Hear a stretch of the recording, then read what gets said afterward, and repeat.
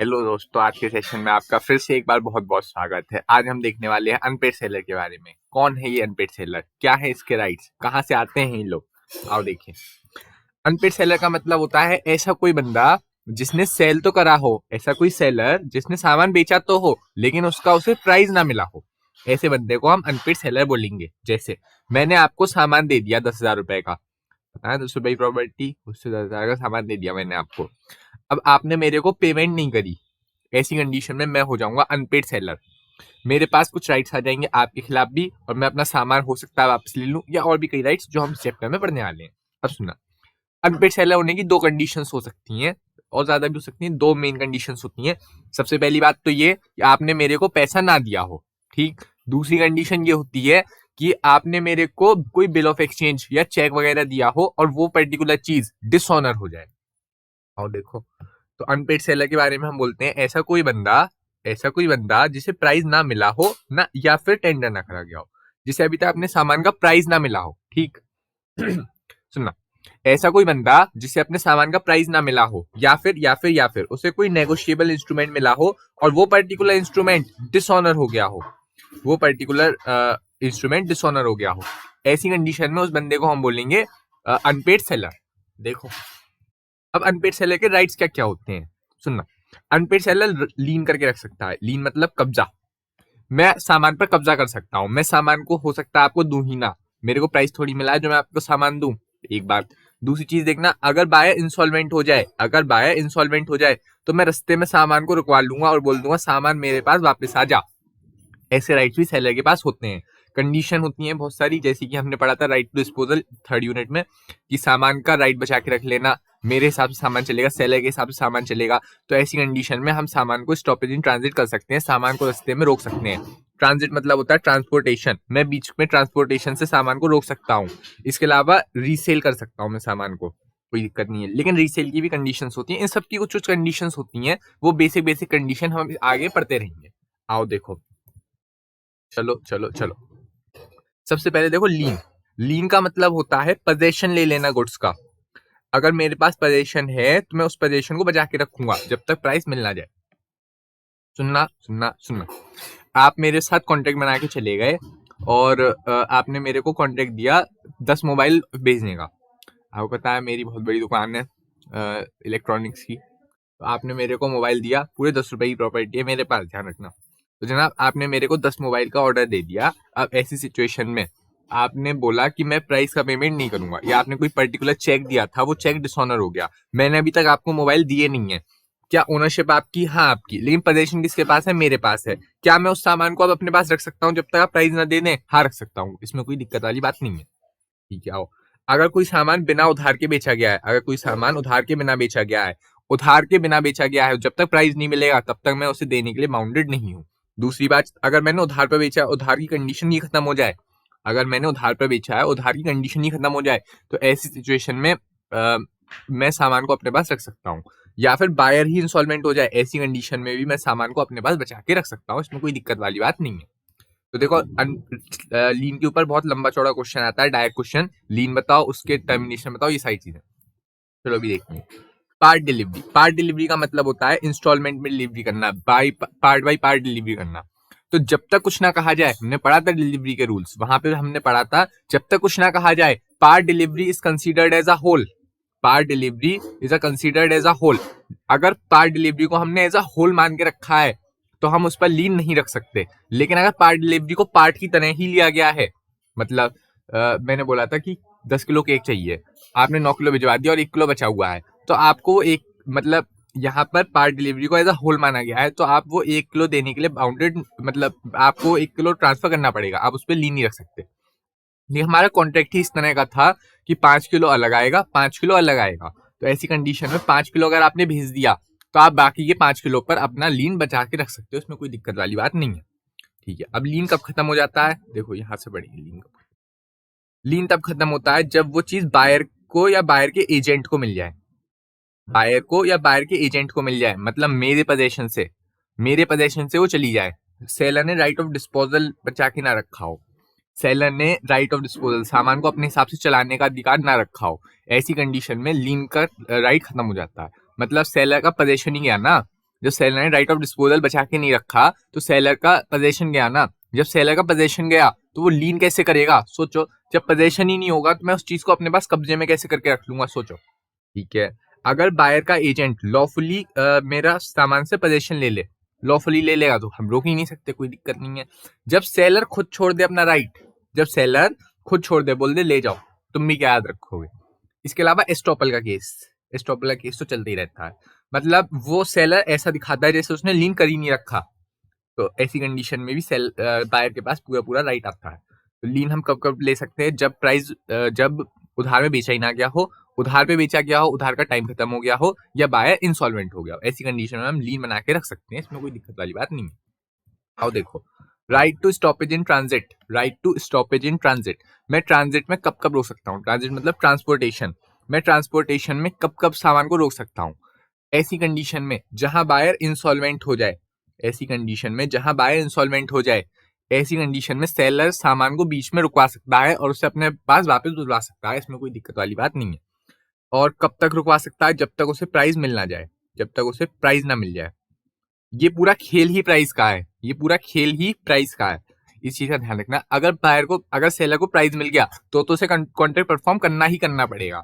इन condition सामने वाला price दे नहीं पा रहा है, जैसे इंसॉल्वेंसी का केस हुआ या कोई और कंडीशन हुई, उसने प्राइस देने से ही मना कर दिया, वहां पर सेलर ये सारी राइट्स गुड्स के खिलाफ यूज कर सकता है। ठीक है, देखो ट्रांजिट कब कब माना जाता है? कब कब माना जाता है कि चीज ट्रांजिट में है? जब जनाब चीज बायर ने, वो सेलर ने कैरियर वगैरह को दी हो, सेलर ने कैरियर वगैरह को दी हो और राइट टू डिस्पोजल बचा के रखा हो। लेकिन लेकिन लेकिन एक बार अगर बायर के या बायर के एजेंट ने, बायर ने या बायर के एजेंट ने डिलीवरी ले ली, तो ऐसी कंडीशन में राइट चला जाएगा उसके पास, पोजीशन चला जाएगा उसके पास। ऐसी कंडीशन में हम स्टॉपेज इन ट्रांजिट नहीं कर सकते। जैसे मैंने एक सामान भेजा था रेलवे से, वो सामान पहले तो मैंने रेलवे से भेजा एज अ सेलर, उसके बाद रेलवे से उतार कर वो सामान जाना था ट्रक में। ट्रक किसने हायर करा? बायर ने। जब तक सामान रेलवे में है तो राइट टू डिस्पोजल मेरा है, रेलवे मेरे हिसाब से सामान डिलीवर करेगा, तो ऐसी कंडीशन में मैं स्टॉपेज इन ट्रांजिट कर सकता हूँ, इसमें कोई दिक्कत वाली बात नहीं है। लेकिन एक बार बायर ने पोजीशन ले लिया, एक बार बायर ने सामान ले लिया, उस ट्रक में सामान चढ़ गया, ऐसी कंडीशन में स्टॉपेज इन ट्रांजिट का राइट खत्म हो जाएगा। ठीक। दूसरी चीज देखना, अगर बायर ने गुड्स रिजेक्ट कर दिए, अगर बायर ने गुड्स रिजेक्ट कर दिए तो भी ट्रांजिट खत्म नहीं होता, तो भी ट्रांजिट खत्म नहीं होता। ठीक, कोई दिक्कत नहीं है। अगर कोई शिप बायर ने हायर करी है, हमने पढ़ा था अगर कोई शिप बायर ने हायर करी है तो ऐसा माना जाता है कि राइट ऑफ डिस्पोजल वहीं हाथ के हाथ खत्म हो गया। वो पर्टिकुलर केस में, उस पर्टिकुलर केस में पोजीशन जो होगा वो बायर के पास चला जाएगा या बायर के एजेंट के पास चला जाएगा, हम स्टॉपेज इन ट्रांजिट नहीं कर सकते। इसके अलावा देखा जाए पार्ट डिलीवरी जब एज अ होल मानी जाती है तो भी हम स्टॉपेज इन ट्रांजिट नहीं कर सकते। ठीक है, मतलब बाकी अगर एक सामान के मिल जाने से डिलीवरी पूरी मान ली गई है तो ऐसी कंडीशन में स्टॉपेज इन ट्रांजिट नहीं किया जा सकता। स्टॉपेज इन ट्रांजिट करते कैसे हैं? मैं नोटिस दूंगा उस बंदे को, उस पर्टिकुलर उसको क्या बोलते हैं, कैरियर को। जैसे मैंने रेलवे को नोटिस भेज दिया, या मतलब जैसे भी भेजा, क्या बोलते हैं उसे, मतलब जो भी जिस तरीके से भी रेलवे को कांटेक्ट करा और बोल दिया कि मेरे गुड्स को उसे मत देना, इस तरह से स्टॉपेज इन ट्रांजिट कर सकते हैं। और जो रीडिलीवरी करेंगे एज पर डायरेक्शन ऑफ सेलर, जैसा सेलर बोलेगा वैसे रीडिलीवरी कर देंगे, और इस तरह के रीडिलीवरी एक्सपेंसेस सेलर ही बियर करेगा, और कोई बियर करेगा क्या? नहीं। ठीक है, स्टॉपेज इन ट्रांजिट किस तरह से किया जाता है? अभी हमने देखा कि स्टॉपेज इन ट्रांजिट का मतलब होता है रास्ते में सामान को रोक देना, रास्ते में सामान को रोक देना। ठीक, देखो इससे क्या होता है? रीगेन होता है पोजीशन का। मेरे पास से जो पोजीशन चला गया था, मेरे पास जो पोजीशन चला गया था वो पोजीशन मेरे पास वापस आ जाएगा। ठीक, अब सुनना, पोजीशन बना के रखना लीन होता है और पोजीशन दोबारा से ले लेना स्टॉपेज इन ट्रांजिट होता है। चलो, हाँ, this is an extension of lien, this is an extension of lien. पूछो क्यों? क्योंकि लीन में सिर्फ पोजीशन बना के रखने की बात होती है, यहाँ पे पोजीशन दोबारा खींच के लाने की बात होती है। ठीक है, कंडीशन क्या है? कब कब स्टॉपेज इन ट्रांजिट कर सकते हैं? पहली कंडीशन तो है अनपेड होना ही होना चाहिए। अगर सेलर अनपेड ही नहीं है तो आपने क्या बिगाड़ दिया? क्यों ये सब राइट यूज कर रहे हो? आपके पास तो कोई राइट ही नहीं है, आपको तो कॉन्ट्रैक्ट एज पर कॉन्ट्रैक्ट फॉलो करना पड़ेगा ना। तो अनपेड होना चाहिए तभी ये सारी राइट यूज कर सकते हो। पोजीशन होना चाहिए, पोजीशन ही नहीं है, बायर ने डिलीवरी ले ली, बायर के ट्रक पर सामान चढ़ गया, ऐसी कंडीशन में आपके राइट खत्म हो गए। गुड्स ट्रांजिट में हो, ट्रांजिट मतलब ट्रांसपोर्टेशन में हो, ट्रांजिट में कब माने जाएंगे? इन 4 केसेस में, 1 2 3 4, जब बायर के द्वारा शिप हायर कर ली गई हो तो ऐसी कंडीशन में ट्रांजिट वहीं खत्म हो जाता है। बायर ने गुड्स रिजेक्ट कर दिए हो तो ट्रांजिट खत्म नहीं माना जाता। इसके अलावा जब तक बायर का एजेंट वो ट्रक सामान लेना ले तब तक सामान ट्रांजिट में ही, तब तक ट्रांजिट खत्म नहीं माना जाता। एक बार ट्रक पे सामान चढ़ गया, ट्रांजिट खत्म। जब तक रेलवे पे सामान जा रहा है और राइट टू डिस्पोजल मेरा है तब तक सामान ट्रांजिट में माना जाएगा।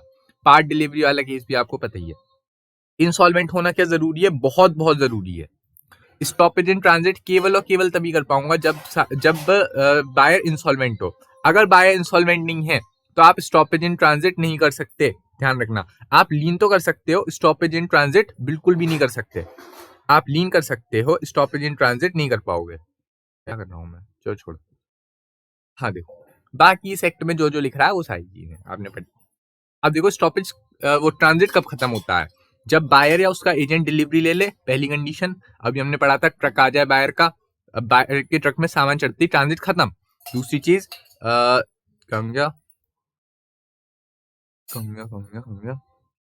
Buyer obtain delivery before arrival of goods at destination. Buyer goods आने से पहले ही डिलीवरी ले ले। बायर ने डिलीवरी ले ली, बायर ने डिलीवरी ले ली, इसको बोलते हैं इंटरसेप्शन। ठीक, अब सुना, बायर ने डिलीवरी ले ली, ट्रांजिट खत्म, बात खत्म। या फिर बायर के उसने क्या बोलते हैं, बायर के एजेंट ने डिलीवरी ले ली, जैसे बायर ने एक शिप हायर करा, उसने डिलीवरी ले ली, तो आपका राइट ऑफ डिस्पोजल खत्म हो गया। राइट ऑफ डिस्पोजल खत्म हो गया, ऐसी कंडीशन में सामान उसका ट्रांजिट खत्म। लेकिन अगर आपने राइट टू डिस्पोजल बचा के रखा है, लेकिन अगर आपने राइट टू डिस्पोजल बचा के रखा है, राइट टू डिस्पोजल होता है 2 कंडीशंस में। सबसे पहली चीज, अगर मैंने कोई चीज अपने नाम पर भेजी है शिप से या वो ट्रेन वगैरह से, तो राइट टू डिस्पोजल डीम करा जाएगा कि मेरा है। दूसरी चीज, अगर मैंने कोई बिल ऑफ एक्सचेंज भेजा है, जब तक वो बिल ऑफ एक्सचेंज पूरा ना हो जाए, जब तक वो कंडीशनली पूरा ना हो जाए, जब तक मतलब राइट टू डिस्पोजल के लिए हमने सेक्शन नंबर 25 पढ़ा था ना, सेक्शन नंबर 25 बोलता था कंडीशनल एप्रोप्रिएशन के बारे में। एक कंडीशन लगा के रखो एप्रोप्रिएशन के साथ, जिस कंडीशन के पूरा होने पर ये सारी चीजें कंप्लीट हो जाए, मतलब कॉन्ट्रैक्ट कंप्लीट हो। तो हमने कंडीशन लगा के रख दी कि जब तक बिल ऑफ एक्सचेंज ऑनर नहीं होगा तब तक, जब तक बिल ऑफ एक्सचेंज ऑनर नहीं होगा तब तक आपका सामान नहीं होगा। ऐसी कंडीशन को बोलते हैं राइट टू डिस्पोजल बचा के रखना। अगर मैं राइट टू डिस्पोजल को बचा के नहीं रखा तो ये माना जाएगा ट्रांजिट खत्म हो गया। मेरे हिसाब से थोड़ी सामान चलेगा। राइट टू डिस्पोजल का मतलब होता है जैसा मैं चाहूं वैसा मेरा सामान चलता रहे। अगर कैरियर ने मना कर दिया बायर को डिलीवरी देने से तो भी ट्रांजिट खत्म हो जाएगा। ठीक। चौथी चीज, अगर कोई चीज बायर ने हायर करी है, तो ऐसा माना जाएगा ट्रांजिट खत्म हो गया। ठीक। पार्ट डिलीवरी वाला केस आपको पता ही है। इसके अलावा बायर ने अगर कोई शिप हायर करी है, ये वाला पॉइंट यहाँ से ही कॉपी करके उठा के रख दिया गया है, कोई दिक्कत वाली बात नहीं है। आओ अब सुनना, ये चीज देख के जानी है बड़े ही ढंग से। यहाँ पर से क्वेश्चन आने के चांसेस काफी अच्छे हैं। एक्चुअली यहाँ पे काफी ऐसे क्वेश्चन आते हैं जो पहले कभी आए ना हो, या मतलब अजीब अजीब सी क्वेश्चन आ जाते हैं कभी कभी। मेरे हिसाब से ये चीज थोड़ी मतलब इंपॉर्टेंट बन जाती है इस पॉइंट से। आओ देखो, तो देखो लीन का मतलब जो होता है वो होता है रिटेन पोजेशन। लीन मतलब होता है पोजेशन बचा के रखना। लेकिन स्टॉपेज इन ट्रांजिट का मतलब होता है रीगेन पोजेशन, पोजेशन को दोबारा ले आना। और जस्ट अ मिनट, लीन मतलब होता है पोजेशन को बचा के रखना, सामान पर लीन कर देना। और स्टॉपेज इन ट्रांजिट का मतलब होता है दोबारा से पोजेशन में ले आना। मेरे पास सामान पड़ा हुआ है, मेरे पोजेशन में सामान है, मैं उस पर कब्जा कर लूंगा, इसे बोलते हैं लीन। लेकिन अगर मेरे को सामान रुकवाना है, तो मेरे पोजेशन से गया होगा तभी तो निकलवाऊंगा, तभी तो रुकवाऊंगा। पोजेशन मतलब होता है मेरे पास पड़ा हुआ है सामान। यहाँ फिजिकल पोजेशन की बात चल रही है, वर्ल्ड पोजेशन की नहीं। पोजेशन में ही नहीं होगा तो मैं, मतलब अगर मैं यहाँ पे सिर्फ फिजिकल पोजेशन की बात कर रहा हूँ, मैं मेरे फिजिकल पोजेशन से बाहर जाएगा तभी तो स्टॉपेज इन ट्रांजिट यूज करूंगा। सपोज दैट मेरे पूरे ही पोजेशन से बाहर चला गया तो क्या मैं स्टॉपेज इन ट्रांजिट भी कर पाऊंगा? बिल्कुल भी नहीं। अगर कोई चीज मेरे पोजेशन में ही नहीं है, दूर दूर तक पोजेशन में नहीं है, तो मैं उस पर स्टॉपेज इन ट्रांजिट कर ही नहीं पाऊंगा। यहाँ पे केवल फिजिकल पोजेशन की बात चल रही। ठीक, आ जाओ अब सुनना।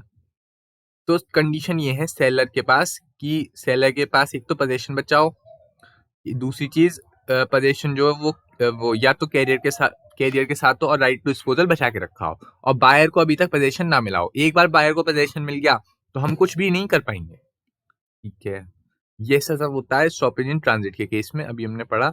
इसके अलावा पोजीशन, फिजिकल जो पोजीशन होना चाहिए वो होना चाहिए लीन में। लीन में तो पोजीशन चाहिए ही चाहिए। लीन का मतलब ही होता है पोजीशन को बचा के रखना। फिजिकल पोजीशन होना चाहिए लीन में। लेकिन स्टॉपेज इन ट्रांजिट में दूर का पोजीशन भी चलेगा क्या? हाँ चलेगा, कोई दिक्कत नहीं है। बस बायर के पास ना गया हो, कैरियर के पास पोजीशन हो चलेगा, कोई दिक्कत नहीं है। लेकिन पोजीशन जो है बायर के पास ना गया हो, हल्का फुल्का पोजीशन का राइट मेरे पास अब भी हो, तभी मैं to stoppage in transit use कर पाऊंगा। ठीक है, स्टॉपेज इन ट्रांजिट केवल और केवल तब यूज कर सकते हैं जब बायर इंसॉल्वेंट हो गया हो। जब बायर इंसॉल्वेंट हो गया हो तभी स्टॉपेज इन ट्रांजिट यूज कर पाओगे। लीन आप कभी भी यूज कर सकते हो। मेरे पास सामान पड़ा हुआ है, मैं कभी भी उससे उठा के रख सकता हूँ, इसमें कोई दिक्कत वाली बात नहीं है। लेकिन मैं सामान को रस्ते में तभी रोक पाऊंगा जब बायर इंसॉल्वेंट हो जाए, और दूसरी कंडीशन में नहीं रोक पाऊंगा। बायर इंसॉल्वेंट नहीं हुआ तो मेरा right to stoppage in transit का राइट नहीं आता। दूसरी चीज, जब लीन खत्म होता है, जब लीन खत्म होता है तब right to stoppage in transit शुरू होता है। जब लीन खत्म होता है वहां से स्टॉपेज इन ट्रांजिट शुरू होता है। दोबारा याद रखना, जहां लीन खत्म होगा वहां स्टॉपेज इन ट्रांजिट खत्म होगा। जहां मेरा फिजिकल पोजीशन खत्म होगा तभी तो मैं सामान को रुकवा पाऊंगा, या मेरे पास जो सामान पड़ा हुआ है फिजिकली उसको थोड़ी रुकवा दूंगा। सोच के देखो एक बार, प्रैक्टिकल बात है। जो सामान मेरे पास से गया उसी को तो रुकवा सकता हूँ, जो सामान मेरे पास पड़ा हुआ है उससे दोबारा थोड़ी रुकवा दूंगा। ठीक है, राइट टू लीन खत्म हो जाता है जब right to stoppage in transit शुरू होता है। ये चीज यहाँ पे हमने पढ़ी थी। इसके अलावा देखो, right to stoppage in transit को एक एक्सटेंशन माना जाता है लीन का, तो हमने पढ़ी लिया। ठीक है, सपोज दैट बायर कोई सेल कर दे विदाउट ऑब्टेनिंग पोजीशन। सुनना, राइट ऑफ लीन और स्टॉपेज इन ट्रांजिट का क्या फर्क पड़ेगा जब बायर रीसेल कर दे, बोनाफीडा परचेजर को सामान दे दे। ऐसी कंडीशन में, बोनाफीडा परचेजर मतलब जिसको मैंने, मेरे बायर का बायर, हमने ये चीज काफी ज्यादा डिस्कस कर रखी है अपनी क्लासेस में कि बायर के बायर को बोनाफीडा परचेजर बोलते हैं। तो सुनना, सब सेल या प्लेज बोले तो सामान को बेचने का फर्क क्या पड़ेगा?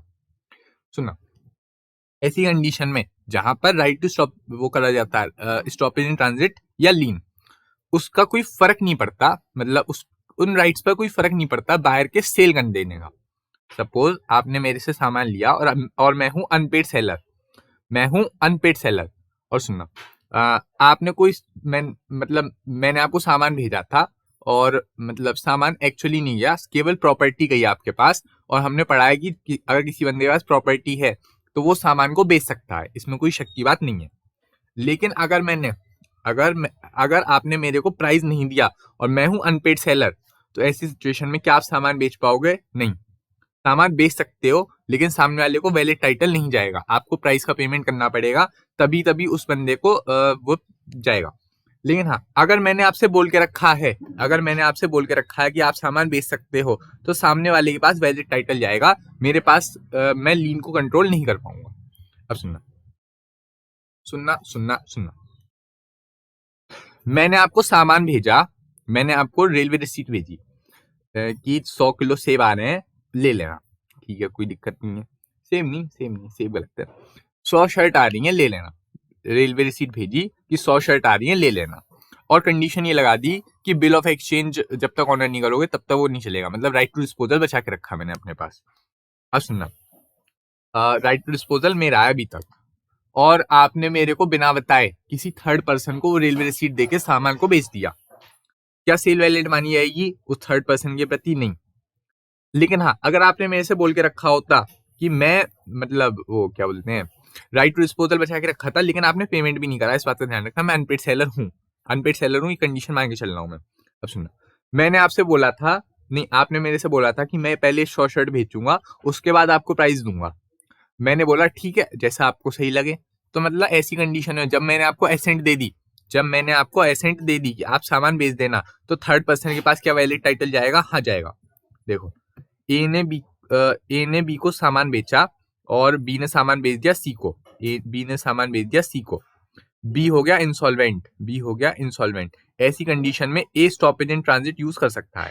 लेकिन अगर बी ने पहले से बता के रखा होता ए को कि मैं सी को सामान बेच रहा हूं, और ए ने बोल दिया होता बेच दो, तो ऐसी कंडीशन में हम ये एज्यूम करते कि सी को वैलिड टाइटल मिला है और हम बी से केवल उसकी प्रॉपर्टी से हिस्सा मांग सकते हैं। इंसॉल्वेंसी केस में उसकी प्रॉपर्टी से हिस्सा मांग सकते हैं, वाली चीज यहाँ पे लग जाएगी।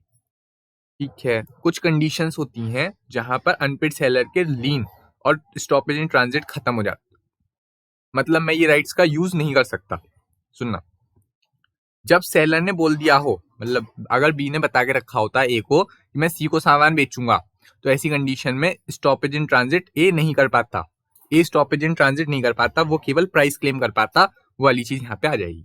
ठीक है, दूसरी चीज देखो, जब एक डॉक्यूमेंट ऑफ टाइटल भेजा गया हो, डॉक्यूमेंट ऑफ टाइटल भेजा हो बायर को, और बायर ने उसे थर्ड पर्सन को ट्रांसफर कर दिया हो फॉर सम वैल्यू, तो ऐसी कंडीशन में सेलर वो नहीं कर सकता, right to stoppage in transit नहीं कर सकता। अभी जो मैंने एग्जांपल दिया वो एग्जांपल प्रैक्टिकली गलत था इस वाले प्रोविजंस के तहत, क्योंकि मैंने अभी आपसे बोला रेलवे रसीद दे दी और रेलवे रसीद किसी थर्ड पर्सन को ट्रांसफर कर दी। रेलवे वालों का कहना ये होता है कि जिसके पास रेलवे रसीद होगी हम उसको सामान देंगे, तो ऐसी सिचुएशन में उस बंदे के प्रति सेल वैलिड रहेगी। तो वो वाला एग्जांपल वहां पे बस जोड़ने के लिए रखना, लेकिन वो एग्जांपल प्रैक्टिकली सही है इस वाले प्रोविजंस के तहत। ठीक है, आओ, इफेक्ट ऑफ स्टॉपेज कब कब होगी, मतलब स्टॉपेज का असर क्या होगा,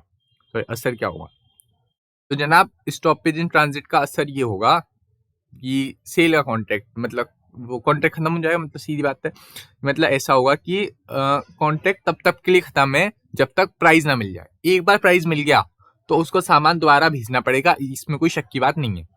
कॉन्ट्रैक्ट केवल तब तक छोड़ सकते हो, ये दोनों राइट्स केवल तब तक हैं जब तक पैसे नहीं मिले। एक बार पैसे मिल गए तो आप अनपेड सेलर किस बात के और आपका राइट किस बात का। एक बार पैसे मिल गए तो सारे राइट खत्म। अब सुना, राइट टू रीसेल, अगर पेरिशेबल आइटम है बिना नोटिस दिए बेच डालो, कोई दिक्कत नहीं है। लेकिन हाँ एक चीज देखना, अगर आपने अगर कोई वैसा आइटम है पेरिशेबल नहीं है तो उसके लिए आपको नोटिस देना पड़ेगा। अगर आपने नोटिस दिया, देखना, अगर आपने नोटिस दिया तो अगर कोई प्रॉफिट होगा तो वो आपका, और कोई लॉस होगा तो वो किसका, बायर का। ठीक है, बायर, इसमें कोई दिक्कत वाली बात नहीं है। ठीक है, सुनना, अगर सपोज आपने नोटिस नहीं दिया तो कोई प्रॉफिट होगा वो होगा बायर का, और अगर कोई लॉस होगा तो वो होगा सेलर का। कोई लॉस होगा वो आपका और कोई प्रॉफिट होगा तो बायर का। मतलब पेरिशेबल नेचर का आइटम है तो बिना नोटिस दिए बेच डालो, लेकिन अगर आइटम पेरिशेबल नेचर का नहीं है तो बायर को नोटिस देना पड़ेगा। अगर मैंने बायर को नोटिस दिया कि मैं आपके प्राइस ना देने की वजह से सामान को बेच रहा हूं, तो ऐसी कंडीशन में मैं उससे डैमेजेस के तौर पर बाकी चीजें क्लेम कर पाऊंगा, लॉस क्लेम कर पाऊंगा और प्रॉफिट अपने पास रख दूंगा। इन केस मैं नोटिस नहीं दिया तो उल्टा हो जाएगा, लॉस मेरा, प्रॉफिट बायर का। ठीक है, देखो रीसेल का नोटिस दिया होगा तो जनाब ऐसा हो जाएगा, सब यहाँ पे लिख रहा है, ये चीज लिख रही है जो मैंने अभी आपको बताई। अब आ जाओ, देखो, When an unpaid seller who has exercised his right to lien or stoppage in transit resell the good, जब किसी बंदे के पास स्टॉपेज इन ट्रांजिट का राइट हो तो और वो सामान को रीसेल कर दे, तो जिस बंदे के पास वो सामान जाता है उसके पास वैलिड टाइटल आता है। मतलब आपने मेरे को प्राइस नहीं दिया और मैं अनपेड सेलर हूं और मेरे पास सामान पड़ा हुआ है, मैं वो सामान किसी थर्ड पर्सन को बेच दूं, क्या उस थर्ड पर्सन के पास वैलिड टाइटल आएगा? बिल्कुल आएगा। तो सादा सी बात है, रियल लाइफ वाली बात है। अब सुना, or resale by seller where right of resale is expressly reserved in the contract. आपने कॉन्ट्रैक्ट में बोल के रखा है मैं रीसेल कर दूंगा, तो कर दो ना, नोटिस की भी जरूरत नहीं है। आप तो नोटिस की ही जरूरत नहीं है, आप उससे लॉस क्लेम कर पाओगे डैमेजेस के तौर पर और प्रॉफिट खुद रख लेना। यहाँ पे नोटिस देने की जरूरत ही नहीं है। नोटिस की जरूरत तब पड़ती है जब कॉन्ट्रैक्ट ना हो। हमने बोला ना, कॉन्ट्रैक्ट है तो आप कॉन्ट्रैक्ट की सुनोगे, कॉन्ट्रैक्ट नहीं है तो आप यहाँ पे आओगे, मतलब लॉ पे आओगे। तो देखना, where the property in goods has not passed to buyer, जहां पर प्रॉपर्टी अभी तक बायर को ट्रांसफर नहीं करी गई, मतलब बायर को प्रॉपर्टी ट्रांसफर नहीं करी गई, बोलो तो बोलूं जैसे लीन होता है, लीन मतलब सामान अपने पास रखा हुआ है, पोजेशन और प्रॉपर्टी दोनों मेरे पास है, इसको ही बोलते हैं क्वासी लीन की तरह, मतलब सामान को अपने पास बचा के रख लेना, मतलब प्रॉपर्टी को बचा के रखना। और प्रॉपर्टी को हम ऐसी कंडीशन में बिल्कुल बेच सकते हैं, कोई दिक्कत वाली बात नहीं है। चलो आओ, अगर मेरे पास पोजेशन हो तो बेच ही सकता हूँ, प्रॉपर्टी हो तो और मजे की बात है। प्रॉपर्टी मतलब ओनरशिप, गुड्स की आत्मा। जब गुड्स की आत्मा ही मेरे पास है तो मैं शरीर किसी को भी बेच दूं, मेरी मर्जी। जाओ देखो, a very very and very important topic from this particular chapter. तो जनाब इस पर से फ्रिक्वेंटली क्वेश्चन रिपीट हो रहे हैं, पर्सनली क्या क्या राइट्स होते हैं अनपेड सेलर के। अनपेड सेलर के हमने अभी तक 3 राइट्स पढ़े, गुड्स के प्रति, सामान को बेच देना, लीन कर लेना और स्टॉपेज एंड ट्रांजिट कर लेना। अब हम देखेंगे बायर के प्रति पर्सनल क्या राइट्स होते हैं। सबसे पहला प्राइस मांग लो, तुमने कोई सामान बेचा उसका प्राइस मांग लो, साफ सीधी बात है। ज्यादातर कंडीशंस में प्राइस ही मांगे जाते हैं। इनकेस बायर इंसॉल्वेंट हो जाए, इनकेस बायर इंसॉल्वेंट हो जाए वो अलग बात रही, वरना प्राइस से काम चल जाता है। प्राइस ही मांगते हैं लोग ज्यादातर, क्योंकि ये सारा झमेला ही प्राइस के ऊपर है ना। हमने अभी पढ़ा सारी की सारी कंडीशन ही प्राइस है। अगर प्राइस ही मिल गया तो दिक्कत किस बात की। डैमेजेस फॉर नॉन एक्सेप्टेंस आप मांग सकते हो, मैंने आपको सामान भेजा, आपने एक्सेप्ट नहीं करा, मैंने स्टॉपेज इन ट्रांजिट यूज करा और मेरे को रीडिलीवरी के एक्सपेंसेस बियर करने पड़ गए। अब ऐसी कंडीशन में मैं आपसे सामान मांग सकता हूँ, आपसे डैमेजेस मांगूंगा क्या? हाँ मांग सकता हूँ। कैसे मांगूंगा? एज पर सेक्शन 73 पढ़ा था ना हमने, ऑर्डिनरी डैमेजेस, जहां पर मैं नेचुरल लॉस के लिए आपसे पैसा मांग सकता हूँ, नेचुरल लॉस के लिए पैसा मांग सकता हूँ, रिमोट या इनडायरेक्ट लॉस के लिए पैसा नहीं मांग पाऊंगा। ठीक है, इसके अलावा देखो, अगर मैं एंटीसिपेटरी ब्रीच कर दूं कॉन्ट्रैक्ट की, मतलब मैं आपको पहले से बता के रख दूं, याद करो anticipatory breach of contract, Indian contract act unit 5, वहां पे हमने पढ़ा था, अगर मैं आपको पहले से बता के रखूं कि कॉन्ट्रैक्ट को तोड़ दिया जाए, मतलब कॉन्ट्रैक्ट को मैं तोड़ दूं, अगर मैं आपको पहले बता दूं कि कॉन्ट्रैक्ट में परफॉर्म नहीं कर पाऊंगा, तो ऐसी कंडीशन में हम कॉन्ट्रैक्ट को छोड़ भी सकते हैं और डैमेजेस मांग भी सकते हैं। याद है ना 22 तारीख और 29 तारीख, 22 तारीख को मैंने बोल दिया कि 29 को परफॉर्म नहीं कर पाऊंगा, ऐसी सिचुएशन में हो सकता है मैं 22 तारीख को ही कॉन्ट्रैक्ट छोड़ दूं या मैं वेट करूं 29 तक का, दोनों ही कंडीशंस में मैं डैमेजेस क्लेम कर पाऊंगा, इसमें कोई शक की बात नहीं है। इंटरेस्ट मांग लो, आपकी वजह से मेरा पैसा अटका हुआ है, मेरे सामान वामान अटके हुए हैं, ऐसी इस चीज के लिए इंटरेस्ट मांग सकते हो। आपने पेमेंट डिले करी, आपने पेमेंट डिले करी, उस दिन दे देते तो मैं बैंक में रखता, मस्त 4% पैसा आता, 4% रिटर्न आता। तो ऐसे सब चीजों के लिए आप इंटरेस्ट के लिए क्लेम कर सकते हो, उसमें कोई दिक्कत वाली बात नहीं। लेकिन अगर कॉन्ट्रैक्ट बना के रखा है तो कॉन्ट्रैक्ट की तो सुनोगे ही सुनोगे, इसमें कोई दिक्कत। बायर को क्या क्या राइट्स मिले हैं अगेंस्ट द सेलर? देखना देखना देखना, अनपेड सेलर के तो राइट्स इन्होंने बता दिए। अब ये हर कंडीशन में बायर को तो राइट्स देंगे ही देंगे, बायर को तो राइट देनी ही पड़ेंगे, लेकिन यहाँ पे अनपेड सेलर नहीं लिख रहा। एक बात नोटिस करना, यहाँ पे अनपेड सेलर नहीं लिख रहा। ये अनपेड सेलर के प्रति राइट्स नहीं है, ये बायर के राइट्स हैं सिर्फ सेलर के प्रति। बायर के अनपेड सेलर के प्रति राइट्स हो ही नहीं सकते। एक बात तो बताओ, बायर खुद पैसा नहीं दे रहा, वो अनपेड सेलर के खिलाफ केस करेगा? नहीं सोचो, ये तो वही बात हो गई, उल्टा चोर कोतवाल को डांटे, ऐसी सब चीजें यहाँ नहीं आती। अब सुनना, राइट ऑफ बायर, बायर के क्या क्या राइट्स होते हैं। अगर कोई सिंपल बंदा, कोई बंदा अनपेड सेलर नहीं है और फिर भी वो डिलीवरी नहीं कर रहा, वो तो लीन वीन करके बैठा है, तो बायर डैमेजेस के लिए क्लेम कर सकता है, इसमें कोई दिक्कत वाली बात नहीं है। स्पेसिफिक परफॉर्मेंस के लिए बायर क्लेम कर सकता है सेलर से, सेलर से स्पेसिफिक परफॉर्मेंस के लिए क्लेम कर सकता है। ऐसी कंडीशन जहां पर डैमेजेस से काम ना चले, जैसे कोई स्पेशल टाइप की पेंटिंग है, स्पेशल टाइप की चीज है, स्पेशल टाइप की पेंटिंग है, पुराने जमाने की पेंटिंग है, मेरे को बहुत पसंद है, तो मैं वो स्पेसिफिक चीज के लिए परफॉर्मेंस क्लेम कर सकता हूँ। हमने कॉन्ट्रैक्ट बना के रखा कि आप मुझे पेंटिंग बेचोगे, मेरे को पेंटिंग वगैरह बहुत पसंद है, मेरे को बिना पेंटिंग के मेरा खाना पेट से नहीं उतरता, मेरा खाना हजम नहीं होता रात का। आपको क्या, आपके लिए तो सिंपल पेंटिंग है, मेरे लिए बहुत कीमती है, दिल से प्यारी है, जान से प्यारी है। तो ऐसी सिचुएशन में मैं आपसे स्पेसिफिक परफॉर्मेंस क्लेम कर सकता हूँ। इसके अलावा देखा जाए ब्रीच ऑफ वारंटी, वारंटी तोड़ने के लिए मैं आपसे डैमेजेस क्लेम कर सकता हूँ। हमने पढ़ा था ब्रीच ऑफ वारंटी और ब्रीच ऑफ कंडीशन। कंडीशन के टूटने पर तो कंडीशन के टूटने पर तो हम कॉन्ट्रैक्ट ही छोड़ सकते हैं, लेकिन वारंटी के टूटने पर हम डैमेजेस ही क्लेम कर पाएंगे, इसके अलावा कुछ नहीं कर पाएंगे। ठीक है, देखो वही है एंटीसिपेटरी ब्रीच ऑफ कॉन्ट्रैक्ट, ऐसी सिचुएशन में कॉन्ट्रैक्ट को छोड़ा भी जा सकता है और डैमेजेस भी क्लेम करे जा सकते हैं।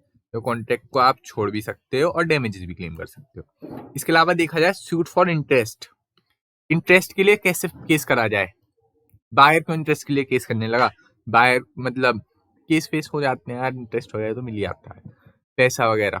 चलो, auction sale auction sale auction sale, ये वाला particular topic I think this time come in exam a very heavy chances.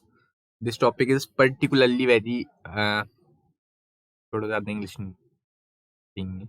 आओ देखो बोलो मेरे को 4 शब्द ही तो आते हैं इंग्लिश के, कोई दिक्कत नहीं है। आओ देखो, ऑक्शन सेल, नीलामी नीलामी नीलामी नीलामी, नहीं मैं नीलामी कर नहीं रहा हूँ। नीलामी जो होती है ना वो ऑक्शनियर करता है by the law of agency, मतलब एक पर्टिकुलर एजेंट होता है जो एजेंसी करवाता है, मतलब ये नीलामी वगैरह कर पाता है। सेलर नीलामी कर सकता है क्या? हाँ कर सकता है, कोई दिक्कत वाली बात नहीं है। देखना देखना, एक मिनट रुकना। ओके ओके ओके, मिर्चा मिर्चा मिर्चा मिर्चा, चलो देखो, हाँ when he sells he is only a agent of seller. एक बंदा केवल सेलर का एजेंट होता है जब वो नीलामी कर रहा होता है।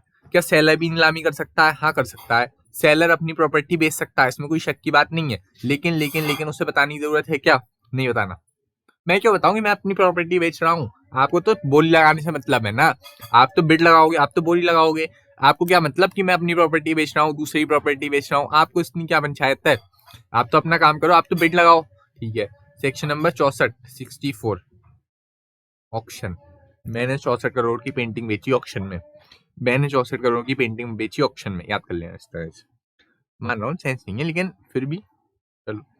अगर सामान को मैं लॉट्स में बेच रहा हूँ, लॉट्स बोले तो सेक्शंस में, अगर मैं सामान को सेक्शंस में बेच रहा हूँ, बहुत सारे उसमें बेच रहा हूँ, अलग अलग पार्ट्स में, लॉट्स मतलब बोले तो मैं बोलूँ तो पार्ट्स, लॉट्स मतलब पार्ट्स। अगर मैं सामान को पार्ट्स में बेच रहा हूँ तो ऐसी कंडीशन में separate separate contract of sale बनेंगे। अगर मैं सामान को 4 से 5 पार्ट्स में बेच रहा हूँ तो separate separate contract of sale बनेंगे, separate separate contract of sale बनेंगे। बात खत्म। अच्छा, कॉन्ट्रैक्ट ऑफ सेल कब खत्म होता है? जब वो हथौड़ा मार दे, जब वो तीसरा वाला हथौड़ा मार दे, 10,001, 10,002, 10,003 हथौड़ा मार दे, तो ऐसी कंडीशन में बोलते हैं कंप्लीट हो गई सेल। लेकिन अगर वो हथौड़ा मार रहा है और हथौड़े की डंडी उखड़ के पीछे वाली पेंटिंग में जाके लगे और पेंटिंग जमीन पे गिर जाए और उसके टुकड़े टुकड़े हो जाए, कांच के छोटे छोटे टुकड़े हो जाए, तो ऐसी सिचुएशन में कॉन्ट्रैक्ट पूरी तरह से वॉइड हो जाता है, क्योंकि सब्जेक्ट मैटर ही डिस्ट्रॉय हो गया। हमने पढ़ा था ना कि एग्रीमेंट टू सेल, मतलब अभी तो एग्रीमेंट टू सेल ही नहीं बना, सावन उससे पहले वॉइड हो गया। सेक्शन नंबर 7-8 वो याद करो, 100 के, तो वो चीज यहाँ पे लग जाएगी। इसके अलावा देखा जाए तो right to bid may be reserved, bid करने का राइट मतलब बोली लगाने का राइट वो बचा के रख सकता है।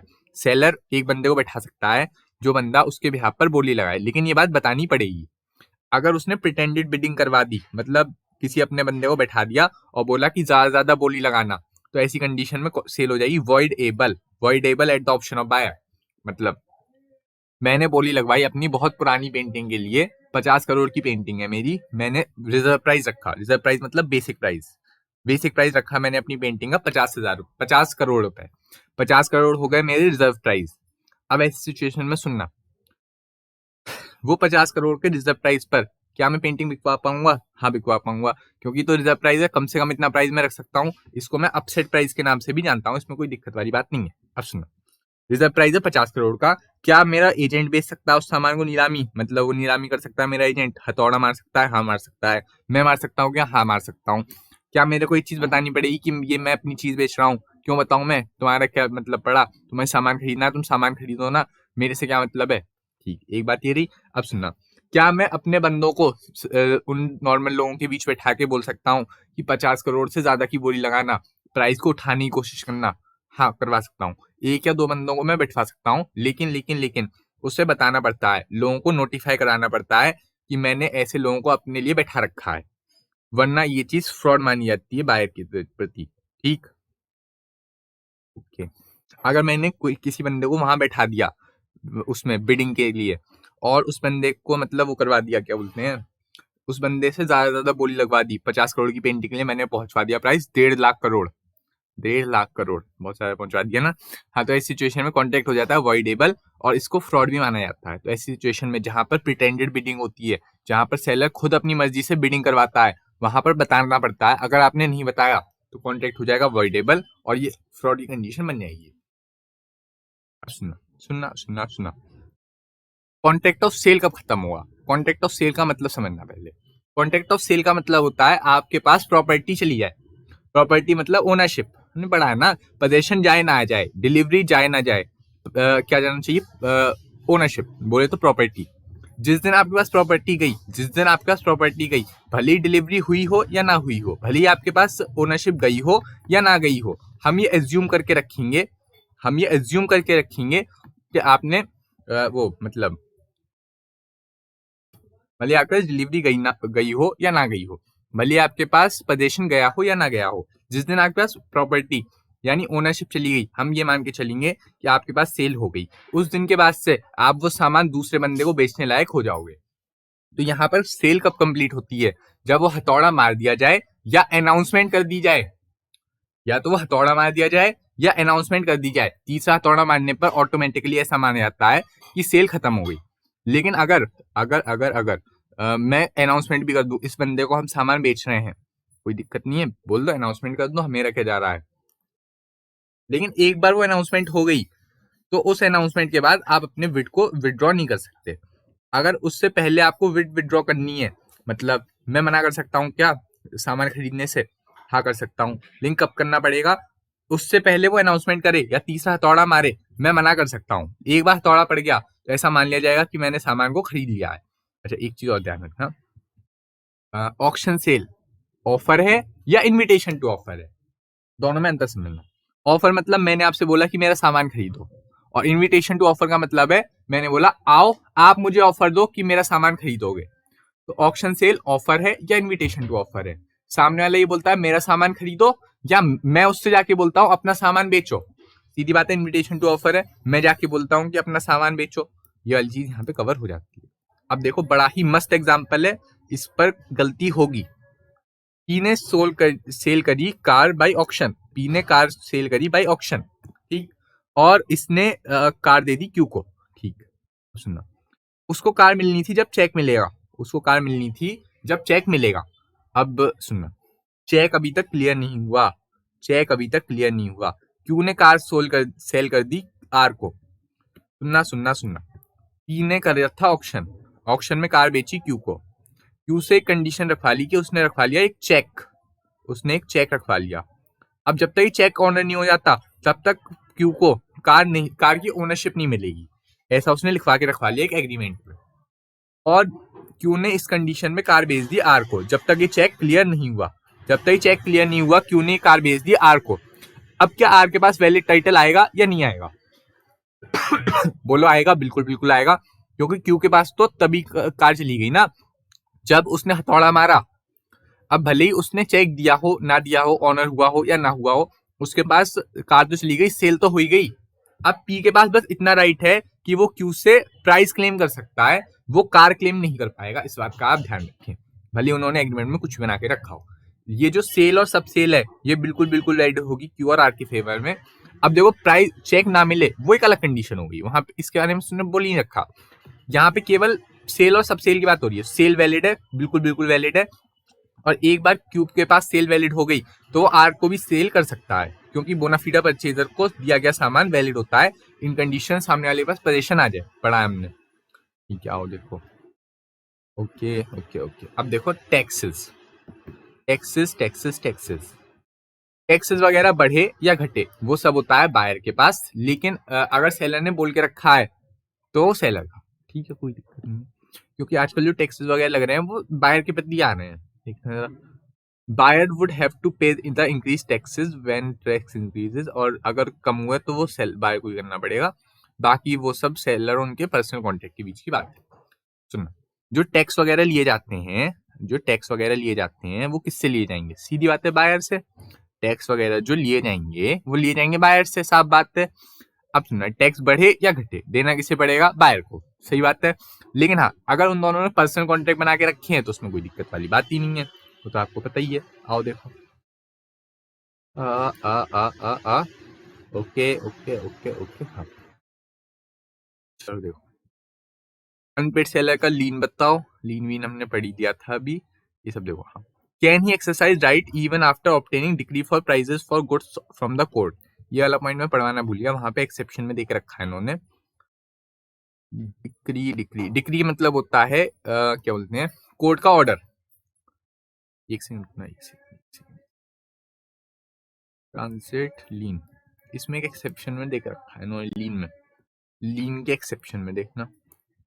लीन में एक्सेप्शन, लीन में एक्सपेक्शन, एक्सेप्शन। ये देखो, अगर कोर्ट से डिक्री ऑफ प्राइस भी मिल जाए, मतलब कोर्ट से ऑर्डर भी मिल जाए कि प्राइस देना पड़ेगा, ऐसी सिचुएशन में भी लीन का राइट खत्म नहीं होता। ध्यान रखना, जब तक प्राइस नहीं मिलेगा हम लीन बचा के रखेंगे, जिस दिन प्राइस मिलेगा उसी दिन ही देंगे। कोर्ट कौन होता है बोलने वाला? मतलब कि ऐसे नहीं, मतलब कोर्ट की बात सुनेंगे, लेकिन जब तक प्राइस नहीं मिलेगा तब तक देंगे भी नहीं। या फिर आपको अगर ऐसा लगता है कि उस पर भरोसा करके दे देना चाहिए, दे दो, पैसा कल वो डूबेगा, तुम्हारा डूबेगा, कोर्ट का क्या जा रहा है। तो कोर्ट से डिक्री ऑफ प्राइस भी मिल जाए, भले ही कोर्ट से ऑर्डर, मतलब ऑर्डर नहीं, डिक्री मतलब होता है गारंटी टाइप एक तरह से। तो कोर्ट से डिक्री मिलने के बाद भी मैं बचा के रख सकता हूँ, उसमें कोई दिक्कत नहीं है, क्योंकि जब तक पैसे नहीं मिलेंगे तब तक वो मेरे को रखना पड़ेगा। जिस दिन पैसा मिल गया उस दिन कर पाऊंगा क्या? नहीं, उस दिन मैं अनपेड सेलर ही रहूंगा, राइट? कैसे? ठीक है। Mister D sold some good to E. 15 दिन के क्रेडिट के लिए उन्होंने सामान बेचा। D delivered the good on due date, E refuse to pay. Position बताओ डी की। तो पहली बात तो 15 दिन के क्रेडिट पर बेचा था और क्रेडिट टाइम खत्म हो गया, क्रेडिट टाइम खत्म हो गया। अब डी की पोजीशन बताओ। पोजीशन मतलब ये हो गया unpaid seller, highly unpaid seller. 15 दिन हो गए, क्रेडिट पर दिया था, हमने पढ़ा ना कि क्रेडिट पर दिया हो, टाइम खत्म हो जाए तो अनपेड सेलर की कंडीशन बनती है, उसके राइट्स बताने हैं, राइट्स बताने हैं। तो क्या बाय इंस्टॉलमेंट है? नहीं, तो हम वो नहीं कर पाएंगे। Right to stoppage in transit भी नहीं कर पाएंगे, पोजेशन भी नहीं है तो लीन भी नहीं कर पाएंगे। हमें उसके खिलाफ मिलेंगे केवल पर्सनल राइट्स। देखो, पर्सनल राइट्स मिल रहे हैं सारे के सारे।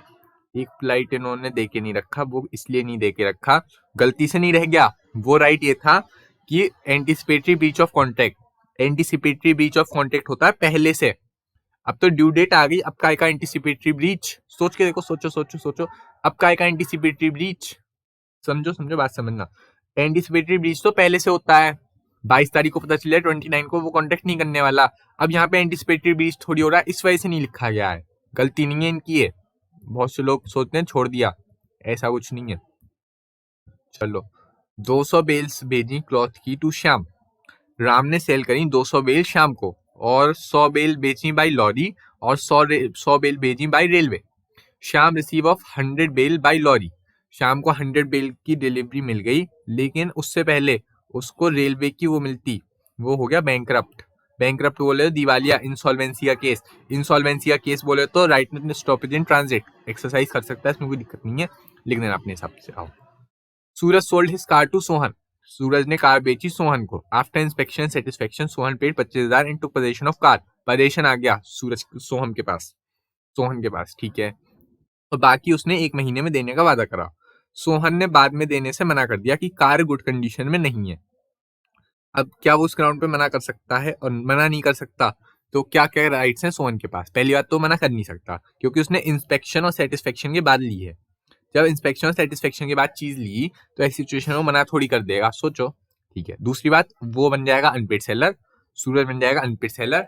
अब क्या पोजीशन है उसके पास? नहीं, तो वो स्टॉपेज इन लीन तो स्टॉपेज इन ट्रांजिट भी नहीं कर सकता, लीन भी नहीं रख सकता, रीसेल करने की तो बात दूर की रही। तीसरी चीज, वो पर्सनली राइट सकता है उसके प्रति, उस पर्सन के प्रति। देखो पर्सनल राइट्स आ गए होंगे, ये रहे देखो, कहाँ गया? अब पर्सनल राइट्स आते हैं उसके, ये चीज ये रही।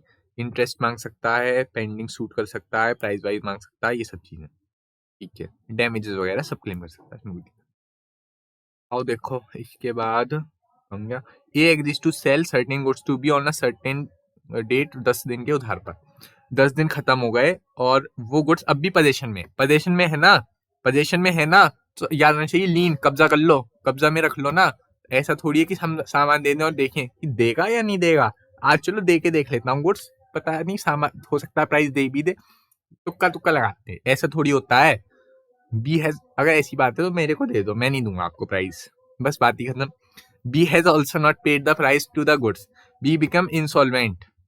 अब देखो इंसॉल्वेंट भी हो गया, सोने पे सुहागा, अब तो लीन लगाएंगे, इसमें कोई दिक्कत नहीं है। A refuses to deliver the goods to exercise lien on the goods. हाँ ठीक है, हाँ कर सकता है लीन, कोई दिक्कत। A who has an agent of buyer, A जो कि बायर का एजेंट है, उसने उससे वो ले ली डिलीवरी वगैरह और सामान को ट्रक पे चढ़ा लिया। अब रेलवे अथॉरिटी को नोटिस मिला बी से, जो कि सेलर है, कि स्टॉपेज इन ट्रांजिट को रोक दो। अब क्या वो कर पाएगा? नहीं कर पाएगा। एक बार बायर के एजेंट ने डिलीवरी ले ली तो स्टॉपेज इन ट्रांजिट खत्म। हमने ऐसा डीम करा था कि जब बायर ने डिलीवरी ले ली, एक बार उसके ट्रक पे सामान चढ़ गया तो क्या वो रोक पाएगा? बिल्कुल नहीं रोक पाएगा। बताया अभी मैंने आपको, बहुत बार बताया। चलो, जे सोल्ड मशीन टू के ने एक चेक दिया, चेक हो गया डिसऑनर, अनपेड सेलर वाली कंडीशन यहाँ पे आ गई, प्राइस ना मिला हो या कोई नेगोशिएबल इंस्ट्रूमेंट डिसऑनर हो गया हो या क्रेडिट पर सामान भेजा हो और क्रेडिट टाइम खत्म हो गया, इतनी कंडीशन बंदा हो जाता है अनपेड सेलर। के ने सेल कर दी आर को on the basis of delivery order, K ने डिलीवरी ऑर्डर की बेसिस पर आर को वो दे दी। J wanted to exercise his lien right of lien, अब दोबारा देखेंगे जरा। के ने चेक दिया था, चेक हो गया dishonour. J handed over delivery order to K, delivery order दे दिया। अब सुनना सुनना सुनना सुनना, बड़ा ही मस्त क्वेश्चन है, देखो। तो जनाब ऐसा है, हमने पढ़ा था ना, राइट ऑफ लीन और स्टॉपेज इन ट्रांजिट तो कभी भी यूज किए जा सकते हैं। सेल तब तक वैलिड नहीं मानी जाएगी जब तक सेलर बोल ना दे कि सेल बिल्कुल वैलिड है। दूसरी कंडीशन हमने ये पढ़ी थी कि जहां पर क्या बोलते हैं, जहां पर सामान की वो दी जाएगी रिसीट वगैरह, वहां पर जैसे रेलवे रिसीट, ट्रॉली रिसीट, ऐसी कंडीशन में जो मशीन वगैरह होगी वो सामने वाला बंदा क्लेम कर पाएगा, मतलब सामान सामने वाला बंदा क्लेम कर पाएगा। अभी दिखा रहा हूँ, एक मिनट। मैंने आपसे बोला था ना, वो वाला एग्जाम्पल मैंने गलत दे दिया, प्रैक्टिकल नहीं था वो वाला एग्जाम्पल, उसे बाद जोड़ने के लिए यूज रखना, वो वाली चीज यहाँ पे कवर हो रही है। एक मिनट देखना, कम गया एक्सेप्शन थे ना जहां पर लाइट ऑफ लीन, ये राइट। जब कोई डॉक्यूमेंट ऑफ टाइटल हो, डॉक्यूमेंट ऑफ टाइटल वो होते हैं जैसे लॉरी रिसीट, रेलवे रिसीट, ऐसी कंडीशन में जहां पर वो बायर को दे दिए गए हों और बायर ने किसी तीसरे बंदे को दे दिए हों, बायर ने किसी तीसरे बंदे को दे दिए हों, अब मैं right to stoppage in transit या लीन को एक्सरसाइज नहीं कर पाऊंगा, इस बात का ध्यान रखना। वो थर्ड पर्सन मुझसे चीजों को क्लेम कर सकता है, इस बात का भी ध्यान रखना। तो डॉक्यूमेंट ऑफ टाइटल केस में वाली चीज नहीं चलती। मैंने आपको जो एग्जांपल दिया था वो प्रैक्टिकली गलत था, मैंने बस जोड़ने के लिए एग्जांपल दिया था, सारी घटनाएं बिल्कुल काल्पनिक हैं। अब दोबारा शुरू से एक बार ढंग से सुन लो, इसके बाद खत्म कर देंगे। सबसे पहली चीज तो जहां पर डॉक्यूमेंट ऑफ टाइटल सेलर दे दे बायर को और बायर दे दे किसी थर्ड पर्सन को, तो मैं स्टॉपेज इन ट्रांजिट या लीन को एक्सरसाइज नहीं कर पाऊंगा, वो थर्ड बंदा मुझसे क्लेम कर पाएगा सामान को। बात खत्म, ये इतनी सी बात है। तो जनाब इन दो कंडीशंस में जहां पर मैंने बोल दिया, जब सेलर ने बोल के रख दिया कि आप सामान बेच सकते हो या डॉक्यूमेंट ऑफ टाइटल ट्रांसफर हो गया, ऐसी कंडीशन में क्या आप स्टॉपेज इन ट्रांजिट कर पाओगे? बिल्कुल भी नहीं, सामान को रास्ते में बिल्कुल भी नहीं रोक पाओगे, इस बात का ध्यान रखना। ठीक है, बाकी कोई दिक्कत वाली बात नहीं है। इसके साथ हमारा सोगा भी खत्म हो गया। अब हम कोशिश करेंगे कंपनी एक्ट को कवर करने की। कंपनी एक्ट को 2 सेशन में कवर कर लेंगे, उसके बाद वो क्या बोलते हैं, पार्टनरशिप में 3 यूनिट और बस एलएलपी खत्म। तो मतलब करीब 20 लेक्चर में हमारी लॉ खत्म हो जाएगी। तो करते ही